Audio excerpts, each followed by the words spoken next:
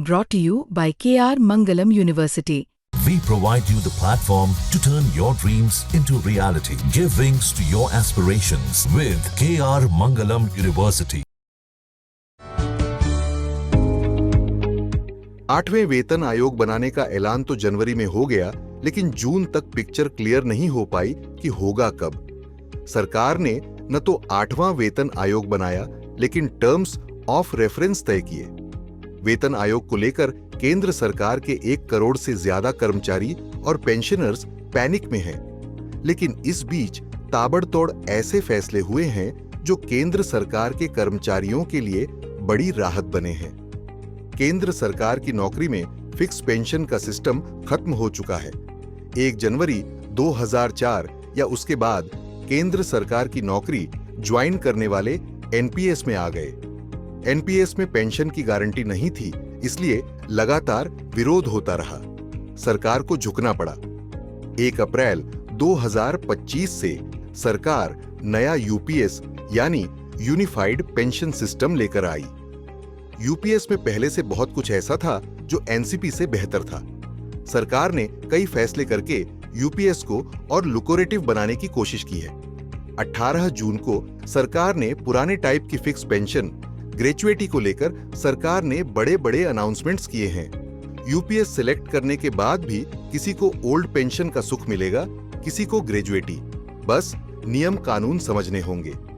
1 अप्रैल 2025 से unified pension scheme यानी UPS लागू हो चुका है, जिसे नेशनल पेंशन सिस्टम एनपीएस का विकल्प बनाया गया। बिजनेस स्टैंडर्ड के मुताबिक यूपीएस में रिटायरमेंट के बाद फिक्स मंथली पेंशन की गारंटी मिलती है। कम से कम 10 साल नौकरी कर ली तो रिटायर होने पर मंथली 10,000 की मिनिमम पेंशन मिलेगी। अगर 25 साल की नौकरी पूरी कर ली तो रिटायरमेंट से पहले की लास्ट 12 मंथ की एवरेज बेसिक सैलरी का 50% पेंशन के तौर पर मिलेगा। पेंशन इस बात पर निर्भर करेगी कि कर्मचारी ने कितने साल नौकरी की है। रिटायरमेंट के बाद अगर कर्मचारी की डेथ हो गई तो पेंशन का 60% हिस्सा नॉमिनी को मिलेगा। यूपीएस में जो पेंशन मिलेगी उस पर महंगाई राहत डीआर लागू होगा। इकोनॉमिक टाइम्स की रिपोर्ट के मुताबिक दूसरी बड़ी चीज ग्रेचुएटी को लेकर हुई है। नए नियमों के मुताबिक रिटायरमेंट या अचानक डेथ होने पर 25 लाख तक की गारंटीड ग्रेचुएटी मिलेगी। मतलब 2 चीजें डबल बेनिफिट की तरह मिलेगी। ग्रेचुएटी के साथ ओवर एंड एवो नौकरी के हर 6 महीने के वेतन का 10% एकमुश्त मिलेगा। एनपीएस में ये सब सुविधा नहीं है।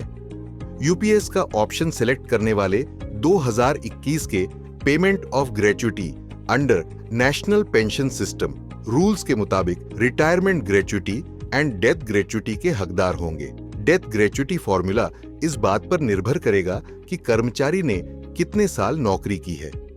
यूपीएस को लेकर सरकार कुछ और फ्लेक्सिबल हुई है। अब सरकार ने एनसीपी से जुड़े कर्मचारियों को नया विकल्प दिया है। जो कर्मचारी एनसीपी से कवर हैं, वो 30 जून तक ये तय कर सकते हैं कि वो यूपीएस में जाना चाहते हैं या एनसीपी में।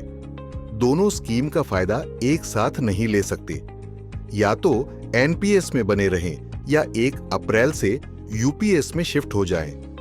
एक और बड़ा फैसला ये है कि अगर यूनिफाइड पेंशन स्कीम सेलेक्ट करने वाले केंद्र सरकार के कर्मचारी की नौकरी के दौरान डेथ हो जाती है या गंभीर बीमारी या विकलांग होने से नौकरी कंटिन्यू नहीं कर पाते, तो उन्हें या उनके परिवार को ओल्ड पेंशन स्कीम की तहत पेंशन मिलेगी।